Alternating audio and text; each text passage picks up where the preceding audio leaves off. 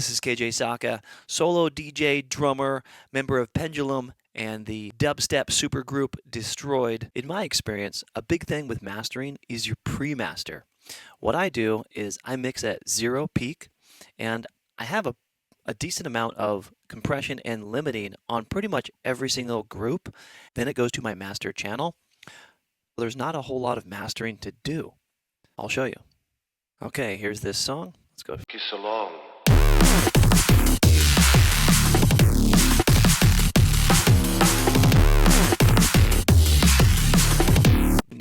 -12. And now, right here, -6 is right in the middle. That is dB. And I want my bass to hit matching up with the luff. The bass note should hit about 4.8 dB. Let's try it. What took you so long?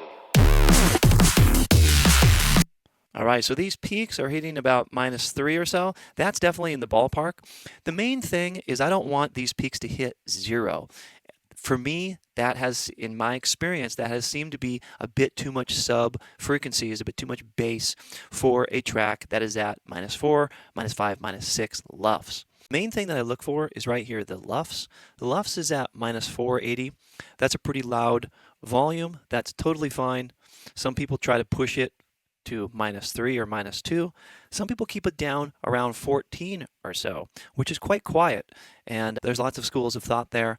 In my experience, and almost all of my EDM tunes and tunes on the label and collaborative tunes, we've pushed it to about -6, -5, -4, maybe -3.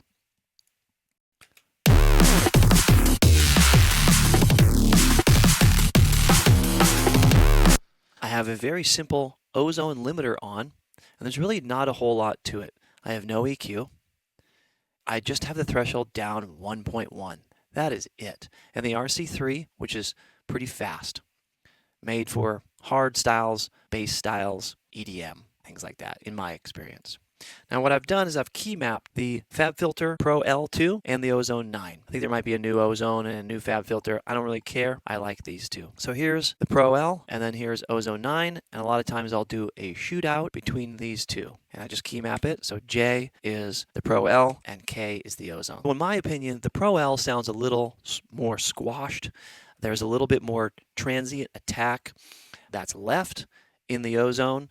It seems that the Pro L is cutting off the peaks a bit too much for this style and for how much pressure and how much dB I'm putting into these units. Let's listen again.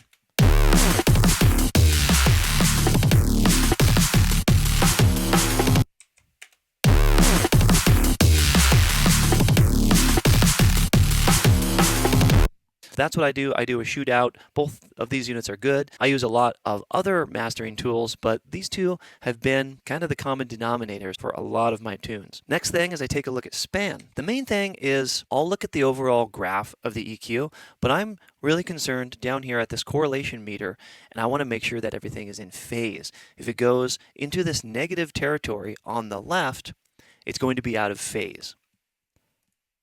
What took you so long?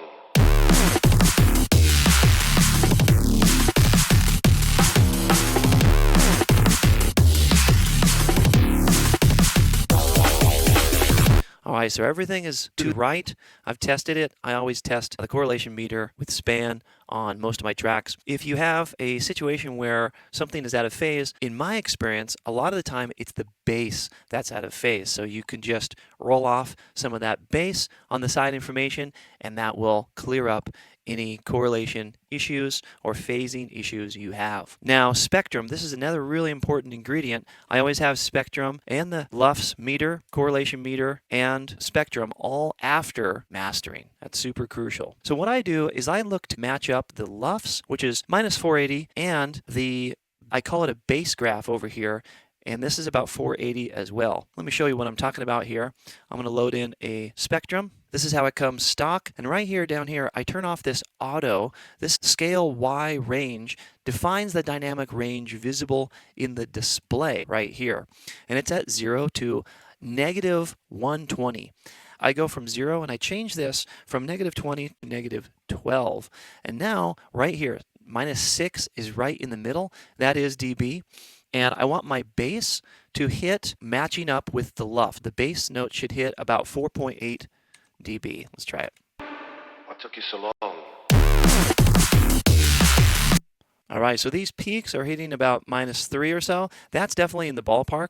The main thing is I don't want these peaks to hit 0. For me, that has, in my experience, that has seemed to be a bit too much sub frequencies, a bit too much bass for a track that is at -4, -5, -6 luffs. Now, if I want to adjust some of these, it's right here, this big bass. That's that main hit. And instead of adjusting the entire bass group, I come down here and I can just adjust it. Right here, that note is hitting about D, and I can adjust that.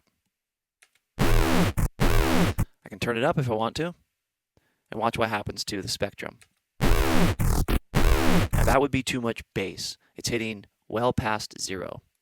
So now I'm going to pull it down, maybe -3 or so, -2. Now let's check the spectrum. -350, that's not bad. We could go down a little bit more, maybe -3.5. That's pretty good. There's another bump at the octave, and that's probably right here on the sub.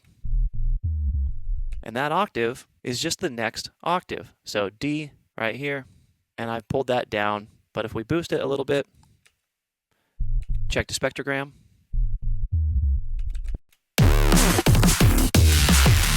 We can see that's pushing a little too high. That second octave. So come here, address this second octave a little bit, push it down. Now let's check the whole mix on the spectrum.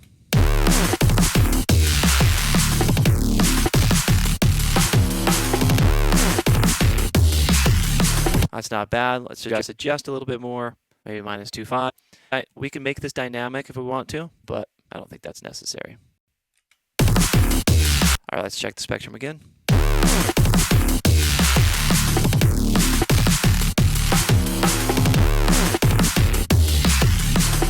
Not too bad. It's at about -3. Now, a dB or so above is fine. A dB below might be not enough bass. I like to have a little more bass than not enough bass. You can always turn the bass down. It all depends for each track that you're mixing. Sometimes if it's too much bass, it's swallowing up the entire mix. Sometimes if it's not enough bass, you just don't have much life and oomph and hit in your track.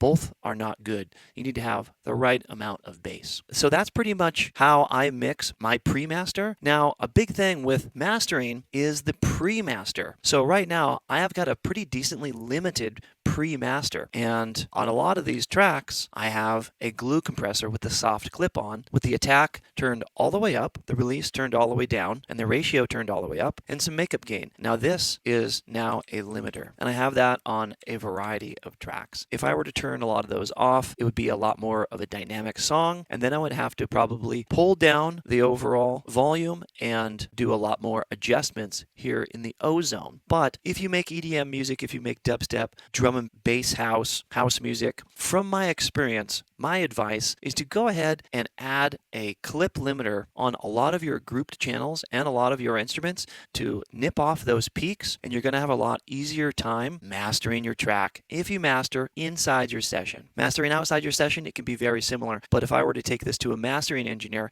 they might want a lot of those clip limiters taken off so they can continue to do more mastering. Now that is really messing with my mix, and I've done that many times, and I've spent a lot of money on mastering engineers mixing the tunes that I already have a lot of clip limiting on, which I then took off, and then I had them master it, and they just sent back a mix that was way too different than I would have liked, and I ended up using my own master.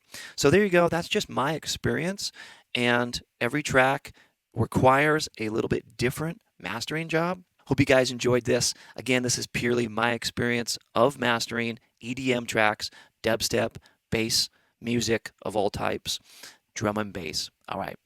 If you got any value out of this video, please give a comment. Helps the channel grow, and peace out.